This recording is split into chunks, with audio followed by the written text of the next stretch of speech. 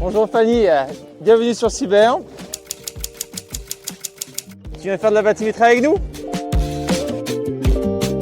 Alors, la bathymétrie, c'est une technique pour mesurer le fond de la mer et ensuite produire une carte marine.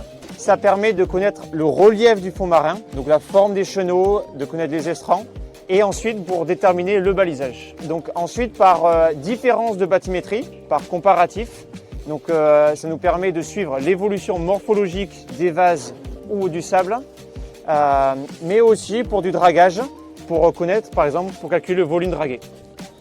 Donc là, je descends le sondeur pour qu'il soit dans l'eau, à peu près à 22 cm sous le niveau d'eau.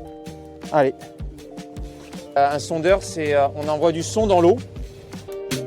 Le sondeur, il envoie, on appelle ça un ping, un son, tous les 20 millisecondes.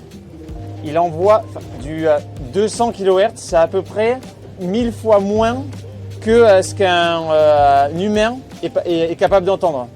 Voilà. Et tout simplement, le son, il est envoyé donc jusqu'au fond et il rebondit. Et notre capteur, après, il le réceptionne et il nous donne une profondeur. Voilà. Et cette profondeur-là, elle est reliée à un GPS et une centrale inertielle pour avoir une cote marine. C'est quoi une centrale inertielle? Une centrale inertielle, c'est une petite boîte qui calcule le mouvement de la mer. Ça annule l'effet des vagues. Ça, c'est pour Denis, c'est pour mon marin. Il va devoir suivre le profil.